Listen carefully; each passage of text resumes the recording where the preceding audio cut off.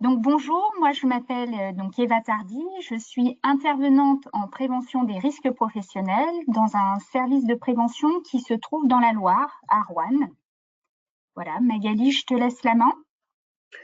Oui, merci Eva. Donc bonjour à tous également. Donc Magali Langlois, je suis technicienne de prévention en risque professionnel au sein de la structure Présentis, qui est un service de santé au travail pour ma part basé dans l'Isère, à Grenoble. Donc aujourd'hui, effectivement, nous allons parler donc des analyses des accidents du travail. Alors pour commencer, maintenant que les présentations sont faites de notre côté, nous aimerions nous aussi savoir en savoir un petit peu plus sur vous, qui êtes derrière votre écran. On vous propose un premier petit sondage vous demandant eh bien quel rôle ou quel poste de travail vous occupez au sein de votre structure.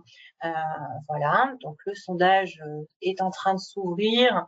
Nous vous demandons si vous êtes bien parmi les personnes élues du CSE, ou bien si vous êtes dirigeant, faites partie des ressources humaines, ou bien responsable qualité sécurité au sein de votre entreprise, ou bien autre. Ça nous permet un petit peu d'en savoir plus. Allez, on laisse quelques secondes pour répondre. Ok, j'ai l'impression que ça y est, toutes les personnes voulant répondre ont répondu. Donc, c'est essentiellement ressources humaines et puis ensuite les responsables QSE et puis autres. Très bien, écoutez, merci beaucoup d'avoir répondu à cette première petite question. Cela nous permet d'en savoir un petit peu davantage. Alors, nous allons continuer donc notre présentation. Voici le programme pour l'heure que nous allons passer ensemble. Tout d'abord, dans une première partie, nous allons parler des enjeux et des intérêts à réaliser l'analyse des accidents du travail dans votre entreprise. Puis ensuite, nous parlerons de l'analyse elle-même, comment analyser son accident du travail et puis comment mettre en place une démarche de prévention, ce qui est tout le but. Et puis, un sujet sur l'analyse quantitative, l'analyse qualitative, et puis, comme le disait notre collègue Damien Gervais, un temps consacré à vos questions. Voilà. Donc, nous sommes partis pour cette première partie donc, qui parle des enjeux et des intérêts à analyser vos accidents du travail. Donc, tout d'abord, nous souhaitions vous proposer quelques chiffres, pardon. Dans la source est justement donc la sécurité sociale, l'assurance maladie. Donc, vous voyez qu'il date de 2022, une année où nous sommes sortis de la crise du Covid. Donc, sur cette année, en tout cas, vous voyez en France, 560 000 accidents du travail, donc un petit peu à la baisse, à voir l'évolution suivante, parce qu'il y a une période particulière, je le rappelle. Bon, en tout cas, pas de surprise sur la première source d'accidents du travail qui reste les manutentions manuelles. Vous voyez, 58%, donc plus de la moitié. La deuxième, eh bien, pour 23%, les chutes. Alors, deux sortes de chutes, celle de hauteur, alors qui concerne les chutes de toit, les chutes sur les échelles, mais aussi la chute que vous avez de votre escabeau quand vous allez voir vos archives, et puis les chutes de plein pied, la chute dans l'escalier, la glissade, etc. Les accidents du trajet, vous voyez, eux, pour le coup, en hausse, un petit peu moins de 90 000 accidents de trajet, donc sur le parcours domicile-travail, notamment avec une augmentation de tout ce qui est accident, vélo, trottinette, qui est des mobilités qui sont en recrudescence aujourd'hui dans nos modes de vie et notamment autour des grandes agglomérations. Donc, ne pas hésiter à sensibiliser vos salariés sur ce sujet. En ce qui concerne les maladies professionnelles, vous le voyez, un petit peu moins de 45 000 maladies professionnelles sur cette année-là, sans surprise pour la principale cause, qui est toujours les troubles musculo-squelettiques. Vous voyez, 88%, donc quasiment la totalité. Voilà. Troubles musculo-squelettiques sont les affections des muscles mous, donc tendinite, douleurs dorsales, cervicales également, voilà, pour ceux qui ne connaissent pas. Donc, des données là un petit peu plus chiffrées au niveau financier. Donc, ces chiffres-là datent de 2019, toujours par l'assurance maladie. Donc, vous voyez, accident du travail, maladie professionnelle et accident de trajet regroupés. Cela représente 66 millions de journées de travail perdues. Donc, à peu près 280 000 emplois à temps plein. Et puis, en termes d'argent, 3,4 milliards d'euros d'indemnités versées. Voilà. On va vous solliciter à nouveau avec une petite question, à savoir, donc deuxième petit sondage, Donc, on aimerait savoir si, au cours des 3 dernières années, vous avez eu un accident du travail dans votre structure. Je vois qu'il y a déjà des personnes qui répondent. Et puis, si oui, si elle a fait l'objet d'une analyse à ce moment-là. Alors, je vois qu'il y a encore des gens qui votent. Je vous laisse quelques secondes. Ok. Donc, je vois que effectivement, la majeure partie des participants aujourd'hui ont déjà eu affaire à un accident du travail au sein de leur entreprise.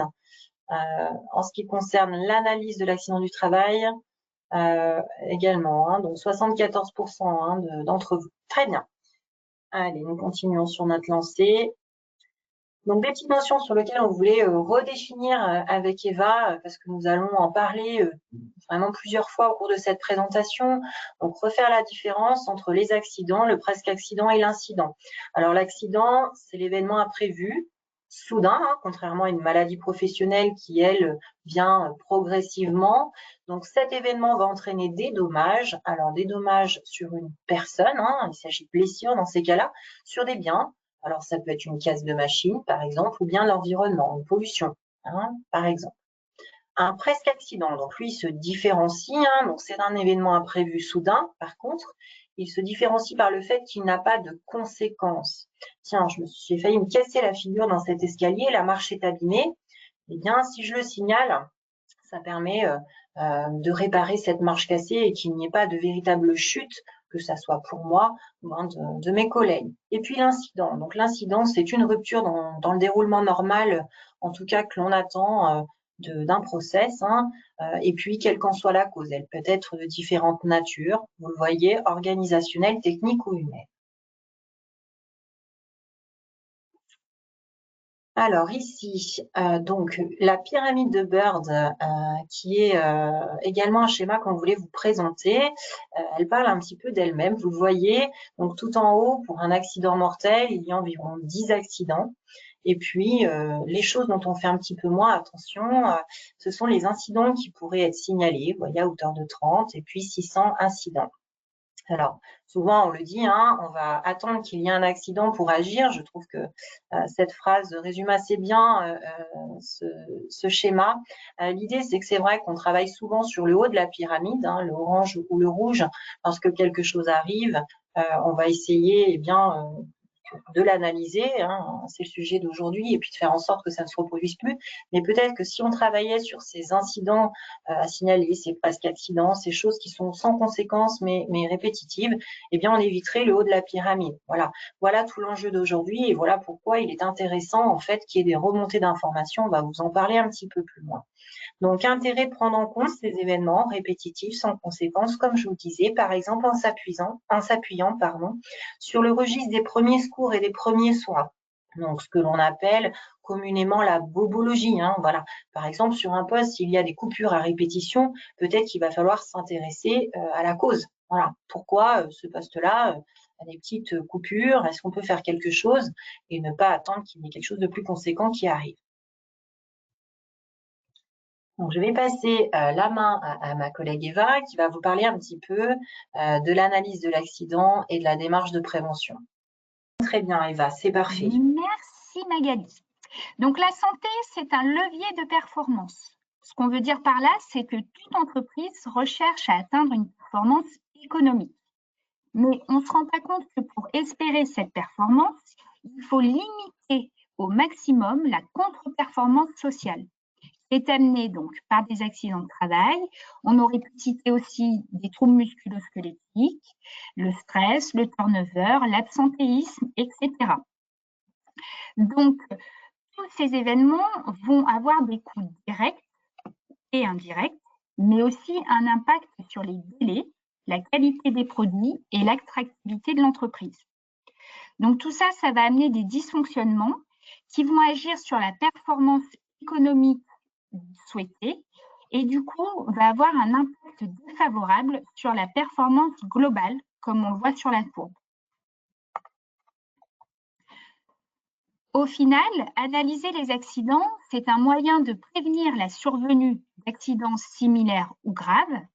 C'est aussi une étape essentielle d'une démarche de prévention.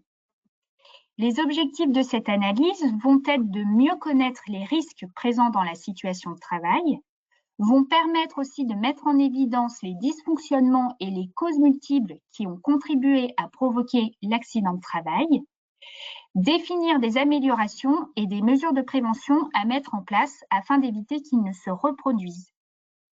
Il y a quelques points de vigilance sur lesquels il faut être attentif. Il ne s'agit pas de rechercher les responsables, mais les causes de l'accident, dans le but d'améliorer et de prévenir. Les accidents de travail ne résultent jamais d'une cause unique, ils sont la conséquence d'une combinaison de plusieurs facteurs. Il faut savoir que toute méthode de recueil d'informations comporte des biais et des limites. Un biais, ça correspond à une déformation, un travers. Dans l'analyse des accidents de travail, il peut exister des biais de perception des risques. La perception des risques, elle va être différente selon la manière dont l'individu va évaluer les situations à risque auxquelles il est confronté, qui sont liées aux différentes expériences qu'il a eues lui-même du risque. On sait aussi que les personnes jamais confrontées à un risque donné sont moins sensibles aux messages de prévention qui s'y rapportent par rapport à celles qui ont déjà expérimenté la situation. De même, les individus qui estiment leur capacité de contrôle face au risque supérieure à celle de la victime d'un accident vont avoir tendance à négliger les messages de prévention. Et enfin, plus on va s'identifier à la victime, plus on va se reconnaître dans la situation accidentelle et plus on va estimer que l'accident est grave, moins on va attribuer les causes à la victime. Il existe aussi des biais dans l'explication des causes de l'accident. Ils vont varier en fonction des différentes caractéristiques. Donc, on va retrouver les caractéristiques de la victime, sa croyance, sa position au sein de l'entreprise. On aurait pu aussi citer les caractéristiques de l'enquêteur, son métier, son implication, son ancienneté, etc. On va aussi s'interroger sur la nature des relations entre l'enquêteur et la victime. Sont-ils coéquipiers, subordonnés, concurrents, etc. Les caractéristiques du risque ou de l'événement accidentel, gravité, étendue des conséquences, et enfin les circonstances ou environnement de l'accident. Le climat de sécurité de l'entreprise, la culture, la situation économique. Donc, ce sont tous les biais que l'on peut retrouver dans l'explication des causes de l'accident. Pourquoi analyser un accident de travail? On sait qu'un accident, c'est le résultat ou le symptôme d'un dysfonctionnement dans l'entreprise. Finalement, comprendre l'accident, ça va être une façon d'interroger de manière objective l'ensemble des composantes du système, organisationnel, technique et humain, ainsi que leur interaction. En cela, ça va donc participer à l'évaluation et à la prévention des risques professionnels. Je redonne la main à ma collègue Magali. Donc, un petit mot sur l'analyse quantitative. Tout d'abord, donc effectivement, cette analyse quantitative doit porter sur un nombre important de cas d'accident. Si vous êtes une petite structure ou bien que vous n'avez eu qu'un ou deux cas d'accident, ça peut ne pas être significatif. Cela présente un intérêt aussi si l'entreprise assure une bonne traçabilité de ces accidents du travail. S'il y en a qui ne sont pas tracés, signalés, etc., cela peut fausser votre résultat.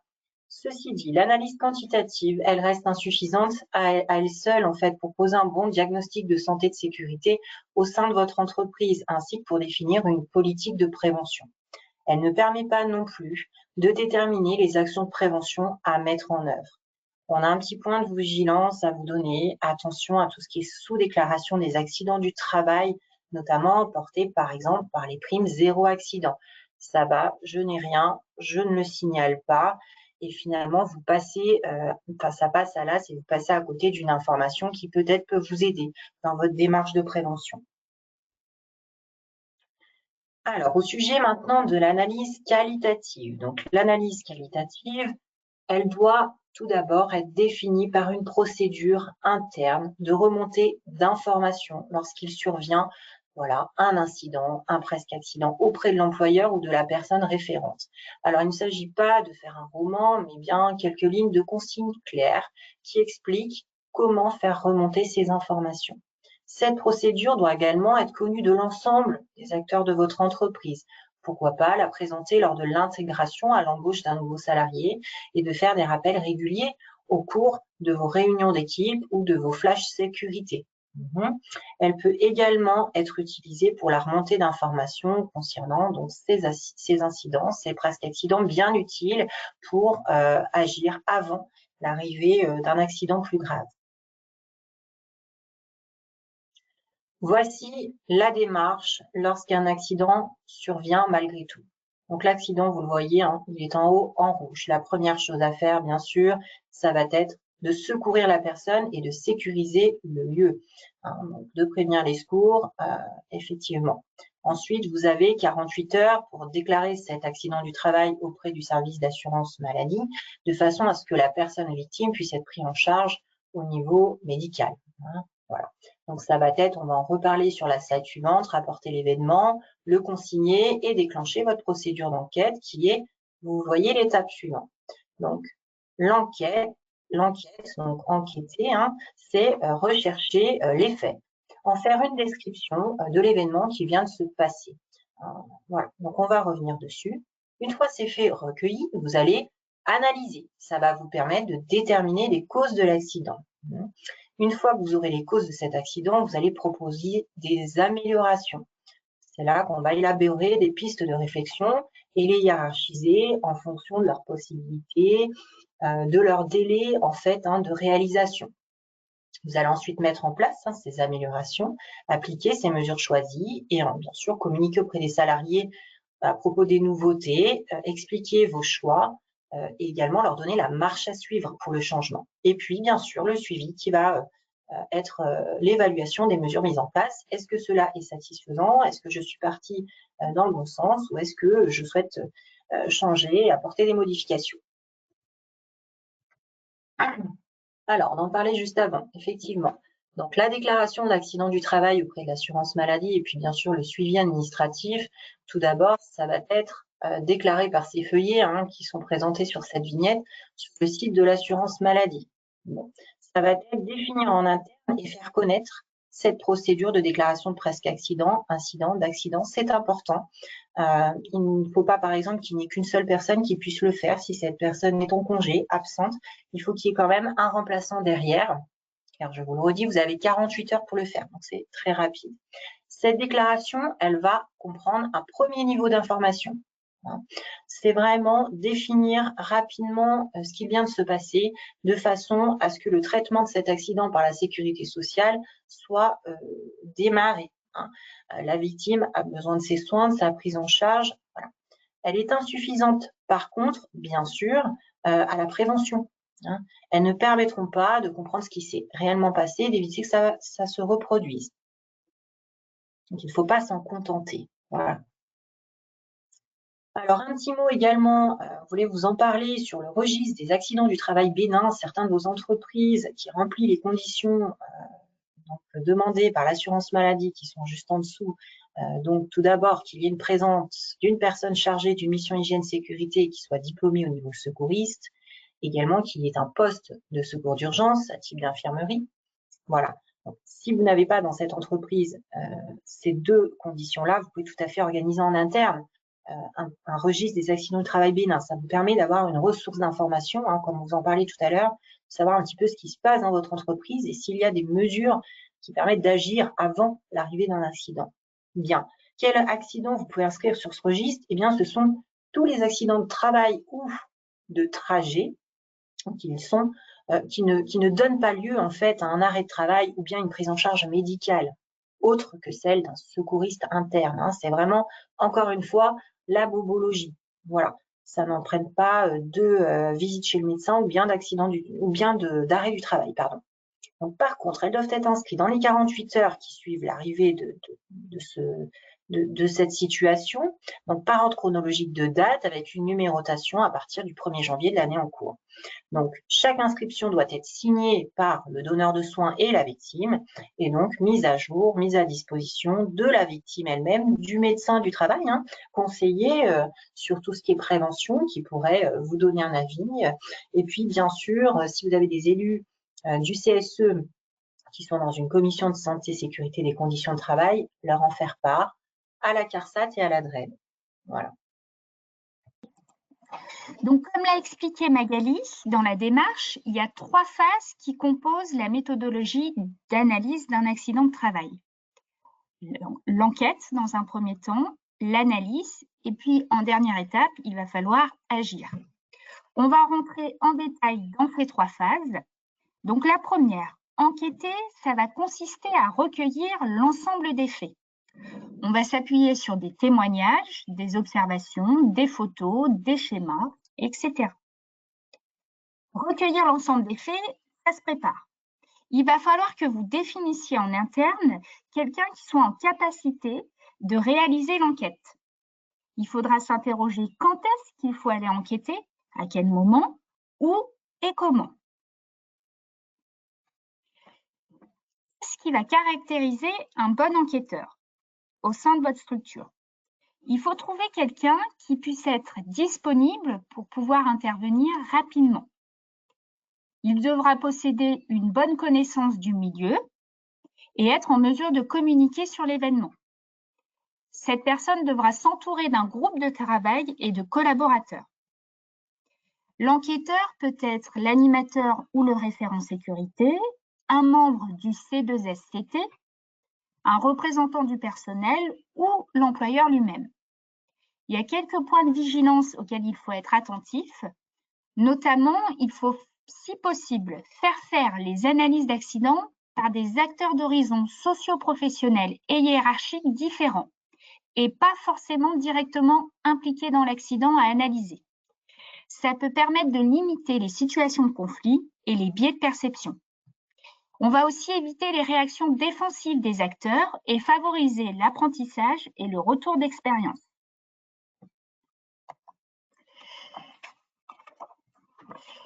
L'enquête, elle se divise en plusieurs phases, elle aussi. On va dans un premier temps observer le poste de travail, les équipements et l'environnement de travail. On va échanger, s'entretenir si possible avec la victime. C'est pour ça que c'est à faire assez rapidement. Et aussi, on peut mener des entretiens auprès des témoins. Dans certaines situations, on pourrait envisager la reconstitution de l'événement à faire sur le lieu même de l'accident, après évidemment avoir mis en sécurité la zone. L'idée, c'est pas de mettre les enquêteurs en danger eux-mêmes. L'observation et l'entretien sur le lieu même de l'accident représentent des intérêts qui ne sont pas négligeables. Il permet de faciliter la description des personnes impliquées et la compréhension de l'accident par les enquêteurs. Donc, comme ça, on ne s'éloigne pas de la réalité. Et il permet aussi de faciliter la description des lieux. Alors, à quel moment réaliser l'enquête? Il faut se préparer. Il faut que l'enquêteur soit au point et ait à portée de main la méthode d'analyse choisie. Concernant l'observation, elle se fait aussitôt que possible afin que les lieux soient tels qu'ils étaient au moment de l'accident. L'entretien avec la victime et les témoins se font dans les heures qui suivent et on peut interroger d'autres personnes comme les collègues, un supérieur ou des experts. Le fait de le faire rapidement, ça représente des intérêts comme faciliter pour le témoin et la personne accidentée la description de l'accident. Ça permet d'éviter d'émettre des hypothèses. On garde le lieu d'accident intact et ainsi, ça permet de relever des indices importants. Pour terminer, ça nous aide à identifier plus facilement les causes ayant contribué à l'accident. Depuis le début, on vous dit enquêter. Enquêter, c'est procéder au recueil des faits. Mais finalement, qu'est-ce qu'un fait? Un fait, ça va être une information, un état, une action. Il doit être observable et vérifiable. Il est non contestable. L'action doit être concrète et concise, quantifiable ou qualifiable. Il faut bien avoir connaissance qu'un fait, c'est différent d'une interprétation, une opinion, un jugement de valeur. Il est préférable d'utiliser une forme affirmative pour éviter d'orienter vers une faute individuelle ou une solution évidente. Il faut faire attention à ne pas se baser sur des préjugés, ne pas juger, ne pas chercher de coupable, ne pas se fier à un seul témoin. C'est bon. Je crois que oui, impeccable. Très bien, merci beaucoup. Alors ici, on vous propose en fait un exemple qui va être fil rouge tout le long de la suite de notre présentation.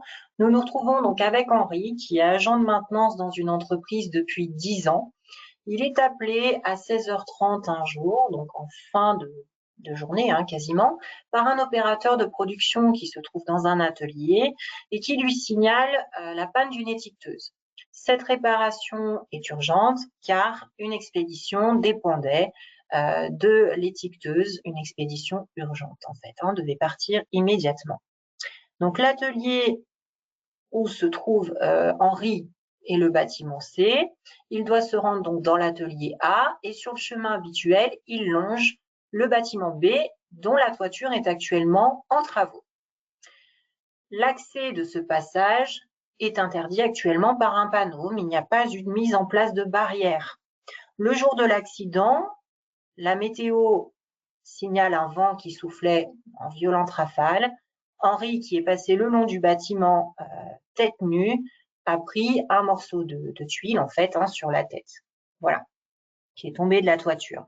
Ce choc a occasionné une blessure qui a nécessité son transport à l'hôpital. Donc, gardez bien en tête cet exemple. Il va nous servir tout au long de la présentation des différents outils qu'on va vous proposer ensuite. Alors, enquêter, comment? Eh bien, comme vous le disiez, Eva, vraiment en faisant un recueil des faits, en observant les lieux et en reconstituant l'événement si c'est nécessaire et possible. Tout d'abord, observez le poste de travail impliqué, la position du salarié, celle des commandes, de la machine. Examinez aussi les outils et les équipements mis à disposition. Est-ce qu'ils étaient en bon état de marche? Est-ce qu'ils avaient été vérifiés? Est-ce qu'un entretien est régulièrement réalisé? Observez l'environnement. Est-ce qu'il y avait quelque chose qui n'était pas habituel, comme un encombrement, du bruit, un éclairage défaillant, de la poussière, quelque chose de particulier? N'hésitez pas à prendre des photos, faire des croquis, prendre des mesures, prélever des échantillons si besoin et recueillir toute autre preuve matérielle disponible qui s'offrirait à vous. On va ensuite utiliser un cadre d'observation, on va vous en présenter plusieurs, notamment Itamami, le QQOQCP et les 5M. Alors, comment enquêter? Vous allez avoir une technique de recueil des faits. Comme vous disait Eva, au cours d'un entretien, vous allez poser des questions précises et utiles. Qu'est-ce qui est arrivé? Qu'est-ce que faisait le salarié à ce moment-là? Et comment c'est arrivé? Il va falloir transcrire le témoignage tel quel avec les mêmes mots, ne pas les réinterpréter. S'assurer que l'on a bien compris, demander des précisions si nécessaire. N'hésitez pas à reformuler pour être sûr de parler de la même chose avec votre interlocuteur. Quelques points de vigilance. Tout d'abord, précisez l'objectif de ce recueil des faits auprès de vos témoins. L'idée n'est pas de trouver des coupables, mais bien la raison de l'accident. Alors là, il s'agit vraiment de mettre à l'aise votre interlocuteur, qui n'ait pas peur en fait de mettre à défaut son collègue si il dit quelque chose. Voilà. Demandez au témoin sa version des faits et ne pas la contester.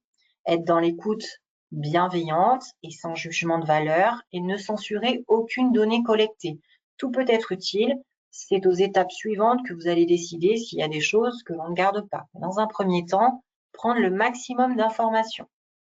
Alors, nous allons une dernière fois vous solliciter et va vous parler un petit peu de la différence entre qu'est-ce qu'un fait, qu'est-ce qu'une opinion. Donc, notre dernier petit sondage, voilà. Donc, à savoir, parmi les propositions que l'on vous fait, qu'est-ce que pour vous, eh bien, un fait? Signaler les faits.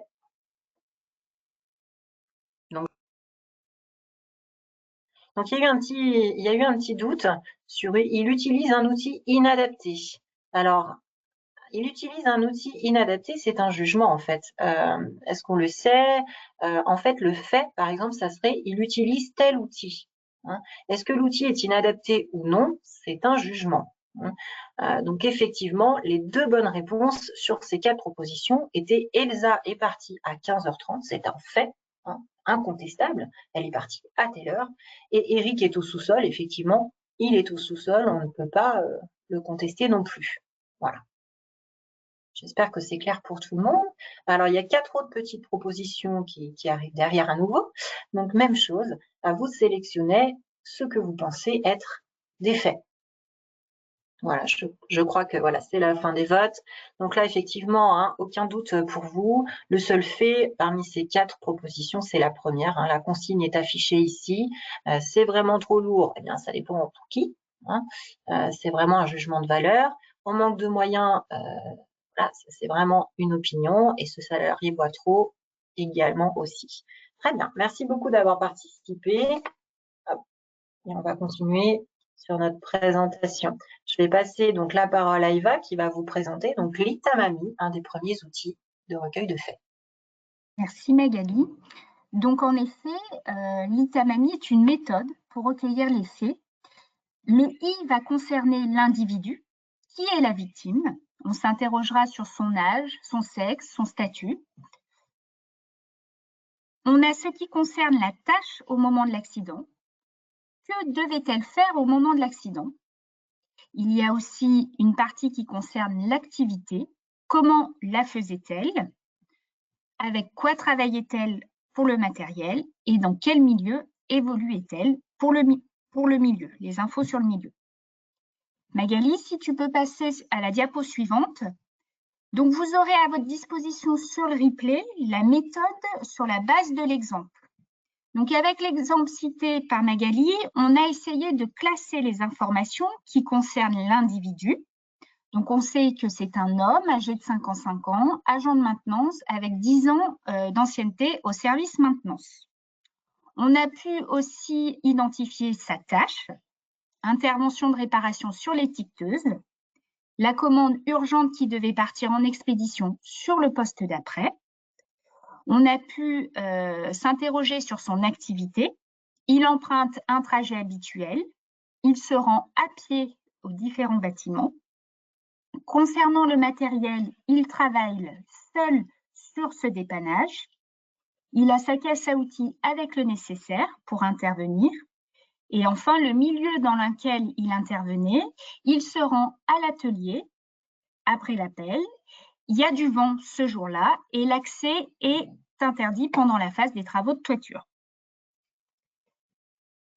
Merci Eva.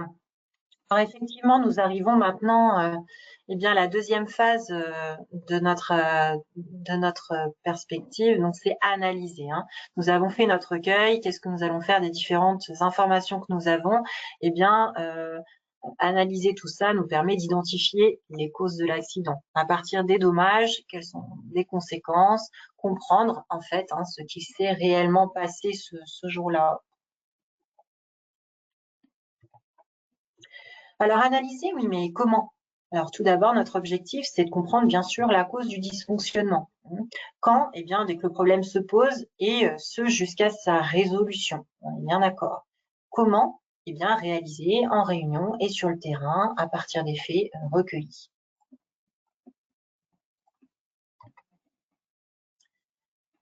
Alors, la méthode. Vous allez avoir une technique de questionnement des faits et puis une représentation graphique. On va vous en présenter plusieurs derrière. Hein. L'objectif, c'est d'identifier les causes directes, mais aussi les causes profondes de l'accident, c'est-à-dire celles auxquelles on n'aurait pas pensé à première vue. Par exemple, avec l'arbre des causes que va vous présenter tout à l'heure Eva, on va avoir une analyse par questionnement successif. On va prendre une première cause apparente et on va poser cette question: qu'est-ce qu'il a fallu pour que ce fait se produise?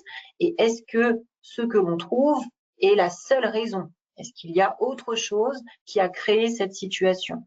Chaque réponse va être à nouveau questionnée et ainsi de suite. Quelques points de vigilance sur cette étape. il faut vraiment s'attacher aux faits, c'est-à-dire à ce qu'il s'est réellement passé. Attention aux interprétations. Les décrire de façon objective, précise. Chaque membre du groupe est d'accord sur la formulation, le groupe qui travaille. Ne pas porter de jugement de valeur, ne pas interpréter, on l'a vu avec le petit exercice sur les faits et sur les opinions, les interprétations. Ne pas confondre qu'est-ce qu'il a fallu pour que ça arrive avec qui est responsable. Représentation graphique. Donc, on s'est basé donc sur l'exemple qui a été cité par Magali précédemment et on a répertorié sur la droite tous les faits. L'arbre des causes, il va falloir le lire de la droite à la gauche. La première étape, on note notre fait ultime, notre conséquence, notre dommage. Le fait ultime, c'est Henri s'est blessé à la tête. Et donc, on va venir procéder à toutes nos interrogations. Il fallut pour que ma victime se blesse à la tête. À la lecture des faits, on a trouvé un morceau de tuile tombe de la toiture. Dans ce cas de figure, on se posera la question, est-ce suffisant pour avoir comme conséquence une blessure à la tête? Eh bien non, on peut retrouver un autre fait. Henri passait avec sa caisse auprès du bâtiment B. Était-ce suffisant? Non, il avait aussi la tête nue. Et on continue de remonter ainsi de suite. Un morceau de tuile tombe de la toiture. Qu'a-t-il fallu pour que le morceau de tuile tombe de la toiture? Que la toiture soit en réflexion. Est-ce suffisant? Non. Le vent soufflait depuis le matin. Qu'a-t-il fallu pour que Henri passe avec sa caisse auprès du bâtiment? Il a dû aller réparer une étiqueteuse dans le bâtiment A. Était-ce suffisant? Etc. etc. Sur la seconde diapo, on a une autre représentation graphique qui correspond aux 5 pourquoi. Donc, c'est une méthode de questionnement des faits. Et donc, il faudra parfois réitérer cette interrogation pourquoi. On n'est pas nécessairement obligé de s'arrêter à 5 pourquoi. C'est le même principe. On part de notre fait ultime, notre conséquence, blessure à la tête, et on s'interroge à chaque fois. Pourquoi? Parce que Henri passait la tête nue avec sa caisse au pied du bâtiment, etc. Une autre représentation graphique qui peut exister, c'est le diagramme d'Ishikawa.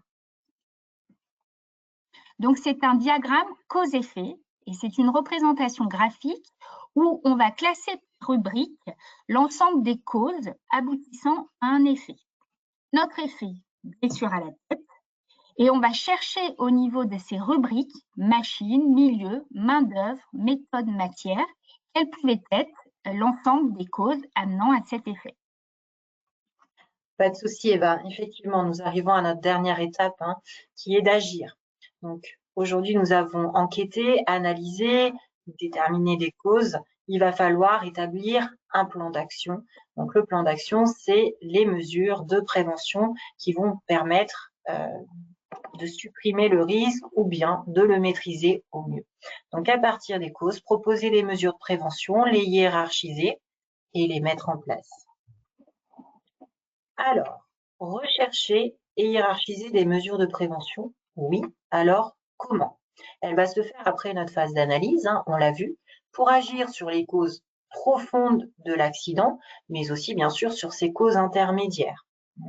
Donc, on va autant agir sur le lieu où est passé Henri ce jour-là que sur effectivement la toiture en réfection qui n'était peut-être pas assez sécurisée. Donc, les solutions retenues doivent être compatibles avec la réglementation en vigueur qui est dans votre entreprise et privilégier quand on le peut la suppression du danger. Ça, c'est l'idéal. Donc, ces mesures de prévention peuvent être tout d'abord organisationnelles. On peut jouer sur les cadences, sur l'autonomie du personnel, sur les objectifs, la répartition des tâches. Elles peuvent être aussi techniques. Là, on va agir principalement sur le matériel, les outils, établir une maintenance régulière, des vérifications régulières aussi, avoir les modes d'emploi, utiliser correctement le matériel mis à notre disposition. Et puis les mesures humaines, former correctement le personnel, le sensibiliser aussi au risque professionnel, faire des points sécurité régulièrement et ne pas hésiter à partager son retour d'expérience, notamment quand il y a un accident du travail, en parler en équipe. Voilà. Alors, la hiérarchisation doit se faire en se basant sur les 9 principes de prévention qui sont mis à votre disposition par le Code du travail. Donc, en priorité, bien sûr, je vous le redis, c'est l'idéal, suppression du risque quand c'est possible. Sinon, eh bien, privilégier d'abord les protections collectives qui profitent souvent à plusieurs salariés et qui sont plus facilement respectées et mises en place plutôt qu'une protection individuelle qui parfois n'est pas portée, pas adaptée, mal supportée, etc. Voilà, bien sûr qui arrive quand même quand on n'a pas d'autre solution. Alors, un dernier petit outil ici, ce tableau va vous permettre de savoir si la mesure de prévention que vous avez sélectionnée est adaptée à votre situation. Donc, vous le voyez ici, dans le cas de l'accident d'Henri, nous avons proposé de mettre en place un filet anti-chute lors des chantiers de toiture, mettre en place une barrière rigide pour condamner l'accès au chantier, et puis mettre le port du casque obligatoire. Donc, à chaque fois, pour chaque mesure de prévention, vous allez vous poser les questions suivantes. Est-ce qu'elle est conforme à la réglementation et aux normes dans mon entreprise? Est-ce que cette mesure aussi est stable dans le temps? Est-ce qu'elle va pouvoir aller dans la durabilité? Est-ce qu'elle est facilement intégrable dans le travail quotidien? Est-ce qu'elle n'amène pas une pénibilité supplémentaire? N'entraîne-t-elle pas un déplacement du risque? Effectivement, en prévention, malheureusement, parfois, on arrive à supprimer un risque en créant un autre. Donc, il faut être aussi vigilant là-dessus. Est-ce qu'elle nous permet d'agir sur les causes profondes de l'accident du travail? Quels sont les délais d'application de cette mesure? Est-ce que je la planifie dans le temps ou est-ce qu'immédiatement je peux la mettre en place? Est-ce qu'elle peut s'appliquer sur d'autres postes? Et est-ce qu'elle est bien sûr économiquement réalisable? Tout ce qui est mesures de prévention qui ne rentrent pas dans votre budget, eh bien, il est inutile de les garder en fait, de les sélectionner. Vous allez ensuite les rentrer dans votre plan d'action et réaliser un suivi, une traçabilité. Alors, le plan d'action, on y reviendra tout à l'heure, c'est une partie de votre document unique d'évaluation des risques. Donc, vous allez mettre en place ces actions d'amélioration que vous avez déterminées auparavant. Donc, il va vous falloir pour chaque mise en place nommer un responsable de l'action avec un délai, sinon il ne se passe rien, évidemment. Communiquer auprès du personnel sur les actions retenues, leur expliquer pourquoi, quel est le choix, comment ça va être mis en place, accompagner ce changement, exposer l'objectif et puis les modalités. Vous allez ensuite réaliser un suivi de ces actions d'amélioration, évaluer l'impact de ces actions sur la situation de travail et réajuster si nécessaire. Est-ce que c'est adapté? Est-ce que je dois réajuster, peaufiner? Mettre en place des indicateurs de suivi et puis bien sûr mettre à jour votre document unique d'évaluation des risques professionnels. Alors, on en parlait. Document unique d'évaluation des risques professionnels, plus communément appelé DURP, je vous le rappelle, c'est un document obligatoire à la charge de l'employeur à réaliser dès lors que vous avez un salarié dans une entreprise. N'hésitez pas, si il n'est pas mis en place dans votre entreprise, à vous rapprocher de vos services de prévention et de services en santé au travail. Cela fait partie aussi de nos missions, de vous aider à la mettre en place et à vous expliquer en quoi ça consiste. Il y a plusieurs outils qui vous permettent de vous aider. Si en tout cas, nous le mettons en parallèle avec l'action de l'analyse de l'accident du travail, vous voyez que la première étape que l'on a décrite quels sont les risques présents dans la situation de travail, eh bien, c'est l'identification des risques, première étape de votre document unique lorsqu'on liste les risques professionnels auxquels vos salariés sont exposés lors de leur activité, mais aussi par rapport à leur environnement de travail. Deuxième étape, quels sont les dysfonctionnements, les causes multiples qui ont contribué à la survenue de cet accident? Eh bien, cela correspond à l'évaluation des risques. Lorsque vous évaluez par rapport à la fréquence, la gravité ou bien la maîtrise du risque qui est présent dans votre entreprise. Et puis, quelles sont les améliorations, les mesures de prévention à mettre en place pour éviter que cet accident survienne à nouveau? Eh bien, évidemment, c'est la dernière étape, le plan d'action lorsqu'on recherche et qu'on met en place des mesures de prévention qui permettent de supprimer les risques. Donc, vous voyez que ces deux démarches sont vraiment complémentaires et qu'elles se ressemblent par de nombreux aspects. Magali, donc pour terminer ce webinaire, on voulait vous communiquer des outils à votre disposition sur le site de l'INRS. Le premier outil, c'est le livret ED 6481 qui reprend tout ce qu'on s'est dit. Vous avez aussi à la fin de ce livret un modèle pour vous guider dans la phase d'observation et d'entretien. Toujours sur le même site de l'INRS, vous avez ce qu'on appelle l'outil 82, agir suite à un accident de travail. Donc, ça va être un outil qui va être plus dédié aux entreprises de moins de 50 salariés, toujours gratuit lui aussi, et il vous permet de vous accompagner dans la phase d'analyse des causes et le suivi du fameux plan d'action que Magali vous a présenté juste avant.